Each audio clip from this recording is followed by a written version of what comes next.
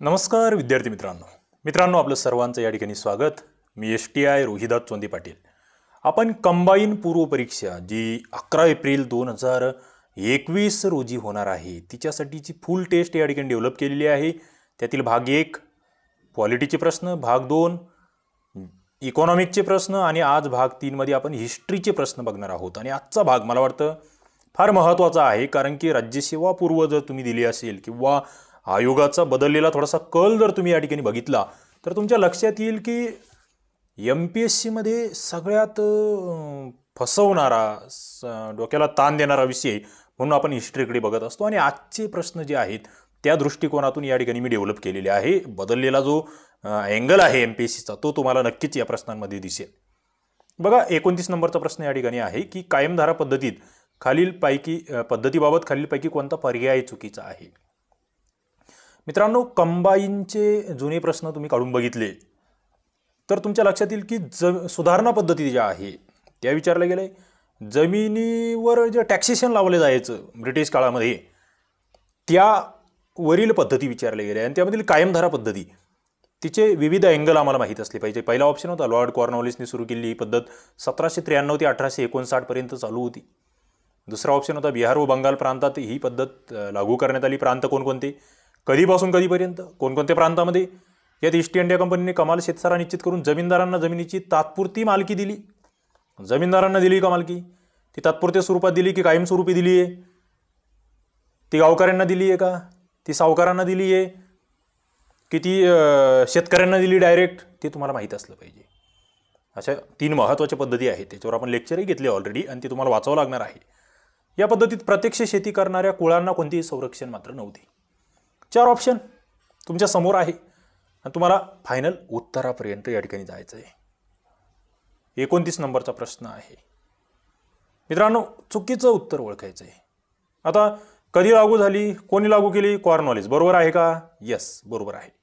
कधीपासून कधीपर्यंत? 93 ते 1859। 1793 ते 1859 म्हणजे मोठा कालावधी आहे। यस, बरोबर। बिहार आणि बंगाल प्रांत आहे का? हो, बरोबर। पुढे मग महालवारी पद्धतीबद्दल तुम्हाला थोडंसं विचारतोय मी। कोणी सुरू केली, कधी सुरू झाली, कोणत्या प्रांतांमध्ये सुरू झाली, हा महत्त्वाचा प्रश्न आहे। त्यानंतर रयतवारी सुद्धा तुम्हाला माहीत असली पाहिजे, वाचावंच लागेल तुम्हाला। कधी, कोठे, कोणी, फायदे तोटे त्याही बाबी। पुढे मात्र हा जो तिसरा ऑप्शन आहे मित्रांनो, इथे काहीतरी चूक वाटते आहे। बरोबर, तिसऱ्या ऑप्शनमध्ये काय चूक वाटते? ईस्ट इंडिया कंपनी कमाल शेतसारा निश्चित केला। यस, निश्चित केलाय। तिकडे काही हो, दुष्काळ पडो, काही पडो, जमीनदारांना सांगितलं तेवढं द्यावंच लागेल। मात्र जमीनदारांना जमिनीची तात्पुरती मालकी दिली का? नाही, कायमस्वरूपीचे मालक बनवून टाकले जमीनदारांना। ओके, म्हणजे या ठिकाणी तुम्हाला हा जो तिसरा ऑप्शन आहे तो चुकतोय। पुढे शेती करणाऱ्या कुळांना कोणतेही संरक्षण नाही आहे, ते लक्षात घ्या। कुळांना संरक्षण नाही, मुद्दे महत्त्वाचे। 29चं उत्तर येतं 3। पुढे मी जातोय, पुढचा प्रश्न 30 नंबरचा प्रश्न या ठिकाणी आहे। मुंबईत कापड उद्योगाचा पाया 19व्या शतकामध्ये घातला गेला। कावजी दावर यांनी टिंबटिंब साली पहिली कापडगिरणी मुंबईमध्ये सुरू केली। तर मानेकजी पेटीट यांनी 1854 मध्ये दुसरी कापडगिरणी सुरू केली। थोडंसं सोपा म्हणतो मी या प्रश्नाला निश्चित, मात्र कापड उद्योग, ब्रिटिशकालीन उद्योगधंदे यावरचा हा प्रश्न आहे। आणि काही मुद्दे सणावाळ्यांसंदर्भातले करावे लागतील, यात कोणती शंका नाही आहे। ओके, मग कावजी दावर यांनी कधी सुरू केली ती? 1854, 1849, 1851, 1852। 30 नंबरचा प्रश्न आहे। खाली तुम्ही बघतायत ही मुंबईमध्ये पहिली कापडगिरणी। पुढे मानेकजी पेटीट यांनी 1854 मध्ये सुरू केली। मग पहिली 1851। कधी? 1851 माहीत असलं पाहिजे। पुढे मी जातो 31 नंबरचा प्रश्न। म्हैसूरचा वाघ म्हणून ओळखला जाणारा टिपू सुलतान। महत्त्वाच्या लढाया त्या संदर्भातले काही महत्त्वाचे प्रश्न विचारले जातात, विचारले जातील। ब्रिटिश आणि टिपू सुलतान यांच्यात चौथं इंग्रज म्हैसूर युद्ध झालं 1799ला। त्यावेळी टिपूवर कोणता तह लादला गेला? टिपू हारलाय। टिपूवर एक महत्त्वाचा करार लादला जातोय, काही महत्त्वाच्या अटी लादल्या जात आहेत। कोणता आहे तो तह मित्रांनो? तो तह या ठिकाणी म्हैसूरचा तह, श्रीरंगपट्टणमचा तह, कर्नाटकचा की वांदिवादचा? मला वाटतं उत्तर माहीत असलं पाहिजे, उत्तर देताच आलं पाहिजे या प्रश्नाचं। हे पुस्तकातले प्रश्न आहेत, काही प्रश्न पुस्तकातील आहेत जे तुम्ही सरळ सरळ जे रेग्युलर पुस्तक वाचतात त्यामध्ये जे अवेलेबल आहेत ते चुकायलाच नको, ते चुकायलाच नको. ते चुकत असतील तर मग संपलं. मग हे टिपू सुलतान म्हणलं की ते फ्रेंच सम्राट नेपोलियनकडे त्यांनी वकील पाठवला होता, त्यांचं निधन या ठिकाणीच होतंय, वीरमरण इथेच येतंय, ते तुम्हाला माहीत असलं पाहिजे. कोणता तह आहे? श्रीरंगपट्टणमचा तह आपण त्याला म्हणतोय. पुढे ब्राह्मो समाजाच्या तत्वामध्ये खालील कशाचा समावेश होणार नाही. आता प्रश्न हा महत्त्वाचा आहे. अशा प्रश्नांमध्ये घोळ होतो, फसतात विद्यार्थी मित्र, कारण की हे ऑब्जेक्टिव्ह नाही ना, थोडंसं लॉजिकल आहे. ब्राह्मो समाज कोणाचा आहे वेगळं सांगायची गरज नाही, कधी स्थापन केला, कोणत्या संस्थेतून त्याची स्थापना झाली, महत्त्वाचे मुद्दे. मग काय म्हणतायत हे? ईश्वर एकच असून निर्गुण निराकार अनादी अनंत विश्वनिर्माता आणि सर्वशक्तिमान आहे. आहे का? निर्गुण आहे, निराकार आहे, अनादी अनंत विश्वनिर्माता सर्वशक्तिमान आहे का? जगातील सर्वच धर्म एकेश्वरी पुरस्कर्ते आहेत असं यांचं तत्वज्ञान. एकच ईश्वर, कोणत्या धर्मात जा, प्रत्येक धर्म म्हणतो की ईश्वर एकच आहे. योग्य आहे का? बरोबर आहे का? पुढे मूर्ती पुढे बळी देऊ नये, फक्त मूर्तीपूजा करावी, बरोबर आहे का? बघावं लागेल तुम्हाला, हे समजून घ्यावं लागेल, नीट विचार करा तिसऱ्या विधानाबद्दल. पुढे प्रेम, सेवा, परोपकार हाच धर्माचा खरा अर्थ आहे असे समजून एकमेकांशी व्यवहार करावा असं म्हटलं जाते. काय चुकीचं काय वाटतंय? कशाचा समावेश करणार नाही तुम्ही ब्राह्मो समाजाच्या तत्वामध्ये? मला स्थापना सांगायची, कोणी केली, कधी केली, आत्मीय सभा कधी स्थापन झाली, तो एक महत्त्वाचा प्रश्न आहे. इथे मित्रांनो चुकीचं काय? तुमचं उत्तर तयार असलं पाहिजे. माझ्या आधी तिसरं विधान चुकीचं आहे. मूर्तीपुढे बळी देऊ नये, फक्त मूर्तीपूजा करावी, अजिबात नाही, मूर्तीपूजाही मान्य नाही आहे राजाराम मोहन रॉय यांना. ओके, लक्षात असू द्या. पुढचा 33 नंबरचा प्रश्न. मुंबई व मद्रास प्रांतातील ब्राह्मणेतर ज्या चळवळी आहे त्यांचे एकमेकांशी जवळचे नाते होते असं म्हटलंय. याचाच भाग म्हणून 1916ला मद्रासमध्ये टिंबटिंबची स्थापना झाली. महत्त्वाचं आहे. सुधारणा चळवळी आहे, ब्राह्मणेतर चळवळ आहे, त्यावरील हा प्रश्न. 1916ला मद्रासमध्ये कोणती संस्था स्थापन होते? द्रविड कजागम जस्टिस पार्टी, ब्राह्मणेतर पक्ष की मद्रास पार्टी? मद्रासमधील ब्राह्मणेतर चळवळ म्हटलं की मला वाटतं ही पार्टी तुम्हाला आठवायला जास्त वेळच लागायला नको. आणि तिचं उत्तर आहे जस्टिस पार्टी, जिला आपण न्याय पार्टी असंही म्हटलोय. तिची स्थापना कोणी केली नक्कीच तुम्हाला माहीत असावं. खाली मला कमेंट बॉक्समध्ये उत्तर द्या. पुढे मग हा ब्राह्मणेतर पक्ष कधी स्थापन झाला होता? 1920 साली, तोही तुम्हाला माहीत असला पाहिजे. द्रविड कजागम जो आहे तो 1944चा आहे. त्यालाच पुढे 1949 मध्ये आपण DMK म्हटलंय, द्रविड मुन्नेत्र कळघम, हे माहीत असलं पाहिजे. महत्त्वाचे मुद्दे. सामाजिक सुधारणांवर खूप मोठी संख्या असते कंबाईनला प्रश्नांची, हेही लक्ष ठेवावं लागेल. पुढे काँग्रेसच्या स्थापनेपूर्वी ब्रिटिश ईस्ट इंडिया असोसिएशन जी 1851ला स्थापन झाली, मद्रास नेटिव्ह असोसिएशन जी 1852ला स्थापना आहे, पुढे बॉम्बे प्रेसिडेन्सी असोसिएशन जी 1885ची स्थापना आहे, त्यासोबत इंडिया लीग जी 1874ला स्थापन झाली, ती कोणत्या प्रांतातील संस्था आहे किंवा कोणत्या प्रांतात इंडिया लीग ही कार्यान्वित होती हे तुम्हाला माहीत असलं पाहिजे. बघा प्रश्न तुम्हाला मी जे कंबाईनचा जो सिलेबस आहे ना पूर्वचा, तो टोटली या ठिकाणी कसा कव्हर होईल या प्रश्नांमध्ये, तुम्हाला योग्य अप्रोच कसा येईल की पूर्वला मला काय करावं लागेल, माझे कोणते घटक सुटतायत, त्या दृष्टिकोनातून या ठिकाणी या प्रश्नांची रचना करतोय. खूप अभ्यास करतोय याच्यावर, खूप सारं वाचतो आहे, वाचून नवीन प्रश्न माझ्या पद्धतीने मी तयार करतोय. निश्चित तुम्हाला याचा खूप फायदा होईल या पूर्वमध्ये, यात कोणती शंका नाही. प्रश्न जसेच्या तसे येतील अथवा न येतील, मात्र जी तुमची मानसिकता बनणार आहे की मला अशा पद्धतीचा अभ्यास केला पाहिजे, ते मला वाटतं या ठिकाणून आपल्याला साध्य करायचं आहे. 34 नंबरचा प्रश्न उत्तर काय? इंडिया लीग मित्रांनो कुठे? बॉम्बे, मद्रास, पंजाब, बंगाल. इंडिया लीग कुठे, कोणत्या प्रांतात आहे? बंगालमध्ये आहे. लक्षात ठेवावं लागेल. पुढे जातोय मी 35 नंबरचा प्रश्न. थोडंसं स्वातंत्र्योत्तर भारतावरचा हा प्रश्न मी घेतलेला आहे, मुद्दाम घेतलाय हा. कोणती जोडी जुळत नाही असं म्हटलंय?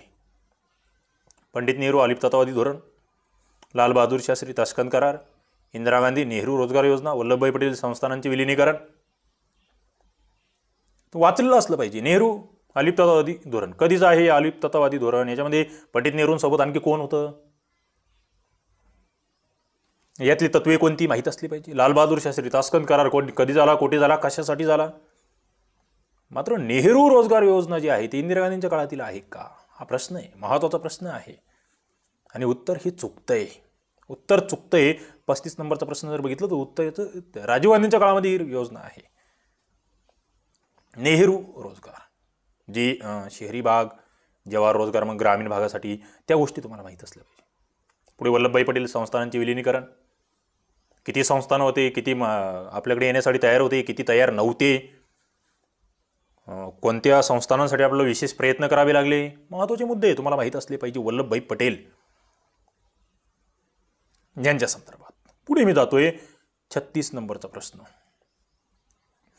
1857च्या उठावादरम्यान आणि नंतर भारतीयांचे मुख्य उद्दिष्ट कोणते. सोपा प्रश्न टाकलाय मुद्दाम. 1857च्या उठावावर 100% 1 किंवा 2 सुद्धा प्रश्न पडलेले आहेत. काय टार्गेट काय आहे 1857च्या उठावादरम्यान आणि नंतर भारतीयांचं मुख्य टार्गेट काय आहे, उद्दिष्ट काय आहे. इंग्रजांना समूळ नष्ट करायचं आहे, त्यांना विरोध करायचा आहे, इंग्रजांना सहकार्य करायचं आहे, की वरीलपैकी नाही. बघा मुद्दा महत्त्वाचा आहे. इंग्रजांना समूळ नष्ट करायचं आहे का, की फक्त त्यांना विरोध करायचा आहे. सहकार्य करणं तर नाहीच आहे, बरोबर. 36चं तुम्ही 3 करूच शकत नाही. त्यांना विरोध करायचा आहे, फक्त नाही विरोधही नाही, त्यांना समूळ नष्ट करायचं आहे. 1857चा उठाव म्हणतोय समूळ नष्ट करायचं आहे. मग यामध्ये 1857च्या उठावाचं जे तत्कालीन कारण काडतुसांचं ते माहीत असलं पाहिजे. सत्ता हस्तांतरण कधी झालं, तो राणीचा जाहीरनामा कधीचा, तेही तुम्हाला माहीत असलं पाहिजे. त्याचे सामाजिक परिणाम काय झाले, त्यामध्ये हिंदू मुस्लिमांमध्ये ऐक्य तयार झालं की ते एकमेकांपासून दूर गेले, हेही तुम्हाला माहीत असलं पाहिजे. पुढे मी जातोय. सर्व मराठी क्षेत्र एका राज्यात मोडावयास हवे या तत्वाच्या बाजूनी कोण नव्हतं. बघा आता हे तुम्हाला प्रश्न जर वाचला, मराठी क्षेत्र म्हटलं की तुम्हाला संयुक्त महाराष्ट्र चळवळ आठवली पाहिजे. संयुक्त महाराष्ट्र चळवळ ती कधी, कोण, तिचे नेते कोण, तिच्या विरोधात कोण, कोणी काय उद्गार काढले, असे अनेक प्रश्न आहे. संयुक्त महाराष्ट्र चळवळ, महाराष्ट्राचा स्वातंत्र्य संग्राम, यावरही खूप सारे प्रश्न कंबाईन पूर्वला आहेत. ते खूप चांगलं वाचावं लागेल. इथे 11वीचं इतिहास इथे कंपल्सरी आहे. तुम्ही म्हणाल राज्यसेवेला 11वीच्या इतिहासावर फार मोठी प्रश्न आली नाही, मात्र कंबाईनला मला असं वाटतं ते पुस्तक आजही महत्त्वाचं आहे आणि ते करावं लागेल तुम्हाला. सर्व मराठी क्षेत्र एका राज्यामध्ये मोडावयास हवे या तत्वाच्या बाजूने कोण नव्हते म्हटल्या. इथे नव्हते, होते, हे लहान लहान शब्द तुम्हाला व्यवस्थित बघावे लागतील. मराठी साहित्य संमेलन, नागपूर करार, दार कमिशन, संयुक्त महाराष्ट्र परिषद समिती. कोण नव्हते. मराठी साहित्य संमेलन कधीचं आहे, कोणाच्या अध्यक्षतेखाली, हा प्रश्न आहे. नागपूर करार कधी झाला, त्याच्या मुख्य तरतुदी काय, वाचन पाहिजे तुमचं, तुम्हाला हे आलंच पाहिजे. पुढे दार कमिशन कधीचं, त्याचा रिपोर्ट काय होता, यांनी विरोध केला हे माहीत असलं पाहिजे. म्हणजे कोण बाजूने नव्हतं याचं उत्तर तुम्हाला सरळ सरळ कळतंय कधीचं दार कमिशन. आणि मग ते दार कमिशनसोबत इतर काही महत्त्वाचे आयोग नेमले गेले होते. फाजल अली कमिशन असेल, त्याच्यानंतर पुढे तुमचं हे आहे JVP कमिटी आहे. ते JVP कोण कोण तेही माहीत असलं पाहिजे तुम्हाला. हे निगेटिव्ह आहेत. हे मराठी राज्य एका क्षेत्रात मोडावं या बाजूने नाही आहे.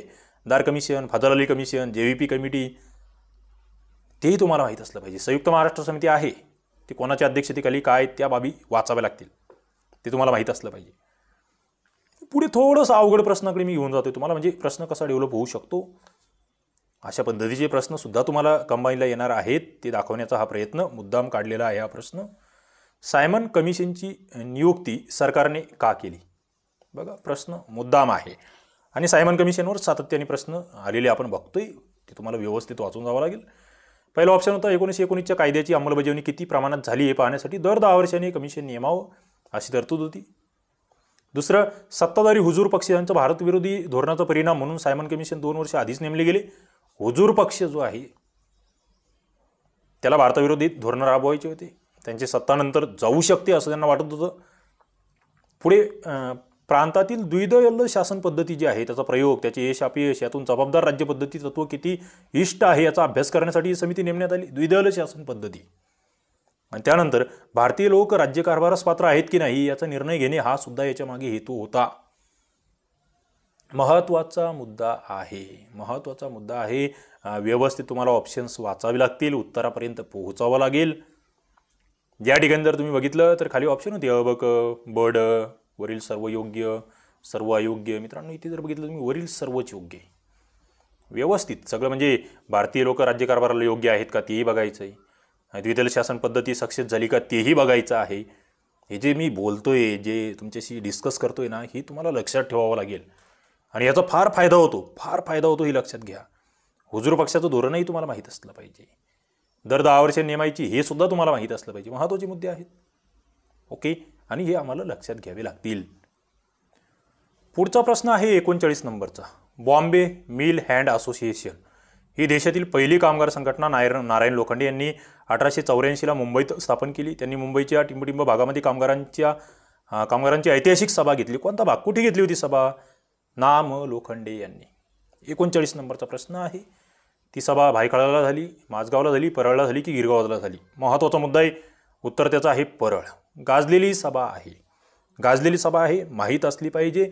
रविवारची सुट्टी 1890 पासून 1881चा फॅक्टरी ॲक्ट, या सगळ्या बाबी इथे यांच्या संदर्भात महत्त्वाचे. मित्रांनो, आपण या ठिकाणी एक मुद्दा लक्षात घ्या. आपण जे 7 सब्जेक्ट आहेत कंबाईन प्रीला, त्या प्रत्येकाची सब्जेक्ट वाईज 50-50 गुणांच्या टेस्ट डेव्हलप केले. त्यांचं ॲनालिसिस आहे, त्यांचे PDF आहे. आपलं STI RCP ॲप्लिकेशन, ज्याची लिंक तुम्हाला खाली दिलेली आहे. टेस्ट सिरीजची लिंक आपली खाली दिलेली आहे. 10+8 असे एकूण 18 टेस्ट आपल्या आहेत. खाली डिस्क्रिप्शनमध्ये लिंक आहे. सब्जेक्ट वाईज टोटल टेस्ट त्या नक्कीच तुम्ही सोडवा. लिंकवर जा, त्या ठिकाणी ॲप्लिकेशन डाउनलोड करा, त्या टेस्ट सोडवा. नक्कीच तुम्हाला या कंबाईन प्रीला खूप फायदा होईल. आणि त्याचं ॲनालिसिस बघा, सगळ्यात महत्त्वाचं. ॲनालिसिसमध्ये 50 प्रश्नांमधून आपण जवळपास 200 ते 250 मुद्दे प्रत्येक सब्जेक्ट वाईज कव्हर केले आहे. फार महत्त्वाचं आणि अत्यंत अभ्यासपूर्ण असे ते आहेत. निश्चित कमेंट करा, त्या ठिकाणी मला कळवा, प्रोत्साहन देण्याचा प्रयत्न करा. पुढे 40 नंबरचा प्रश्न. 12 जून 1975 अलाहाबाद उच्च न्यायालयाचे न्यायमूर्ती जगमोहन सिन्हा यांनी 1971च्या लोकसभा निवडणुकीत इंदिरा गांधी यांच्या निवडीविरुद्ध खटला याचा निकाल घोषित केला. यात रायबरेलीतून झालेली लोकसभेवरील निवड त्यांची रद्द केली. हा खटला कोणी दाखल केला होता?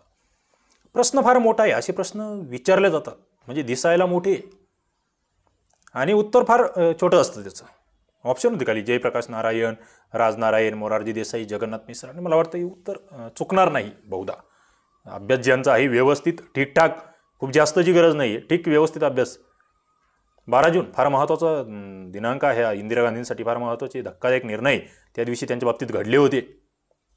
राजनारायण हे उत्तर या ठिकाणी आहे. मग पुढे जी आणीबाणी म्हणतो आपण 75ची, तिच्या मागे इथून त्यांचं ते पद जाणे, पंतप्रधान पद, त्यावर बंदी असेल, पुढे 6 वर्षे निवडणूक लढवण्यावर बंदी असेल, 5 वर्षे, 6 वर्षे, त्या सगळ्या बाबी या ठिकाणी होत्या. ते माहीत असले पाहिजे. पुढे 41 नंबरचा प्रश्न आहे की काँग्रेस समाजवादी पक्षामध्ये खालील कोणत्या नेत्यांचा समावेश होता? बघा, काँग्रेस समाजवादी पक्ष थोडंसं हटके काही प्रश्न जे म्हणतो आपण ते तुम्हाला माहीत असले पाहिजे. आणि अशा पद्धतीचे एवढे मोठे ऑप्शन, या ठिकाणी 6 ऑप्शन दिले मी, खाली पुन्हा पर्यायी उत्तर दिले. आणि तुम्ही राज्यसेवेला बघितलं असेल यावेळेस की अशा पद्धतीचे प्रश्न विचारले जात आहेत, ते तुम्हाला माहीत असले पाहिजे. नाग गोरे, राम मनोहर लोहिया, युसुफ मेहर अली, हेशम जोशी, कमलादेवी चट्टोपाध्याय, अशोक तिवारी. कोणत्या नेत्यांचा समावेश होता काँग्रेस समाजवादी पक्षामध्ये? बघा, क सोडून सर्व, फ सोडून सर्व, ई सोडून सर्व, अ सोडून सर्व. थोडंसं मुद्दाम नव्या पद्धतीचे ऑप्शन टाकलेले आहेत आणि मला वाटतं ज्यांचा अभ्यास आहे त्यांनाच या प्रश्नाचं उत्तर देता येईल. काय आहे उत्तर? काय आहे उत्तर? मला वाटतं मी याचं उत्तर देत नाही, याचं उत्तर तुम्ही द्या. उत्तर मला माहीत आहे, मात्र कमेंट बॉक्समध्ये उत्तर द्या. हे जे 6 व्यक्ती आहे ना, 6 पैकी एक व्यक्ती नाही आहे खाली. मग ते 4 तुमच्यासमोर ऑप्शन आहेत, कोणते नाहीत. आणि याचं जर उत्तर तुम्हाला फायनल बघायचं असेल तर आपलं ही जी आन्सर PDF आहे पूर्ण 100 प्रश्नांची, याच्यामध्ये गणितसुद्धा आहे, पुढे चालू घडामोडी, विज्ञान, भूगोल, त्याचे आपले लेक्चर्स येत आहेत. याची PDF तुम्हाला आपलं MPSC स्पर्धा विश्व नावाचं टेलिग्राम चॅनल आहे, त्यावर भेटून जाईल. आपल्या STI RCP ॲप्लिकेशनला भेटून जाईल. त्या ठिकाणी जा, याचं उत्तर चेक करा. मात्र उत्तर तुमच्याकडून मला अपेक्षित आहे. ओके, चला, अशा पद्धतीने आपण या ठिकाणी इथपर्यंत हा भाग बघितलेला आहे. इतिहासाचे प्रश्न बघितले. तुम्हाला हा पेपर कसा वाटला नक्की कळवा.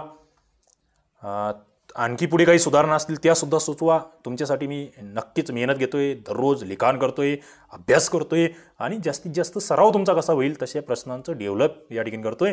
चला, नक्कीच तुम्हाला व्हिडिओ आवडला असेल लाईक करा, मित्रांना शेअर करा, चॅनलला सबस्क्राईब करा आणि नोटिफिकेशन बेलला क्लिक करा. या ठिकाणी आपण थांबूया.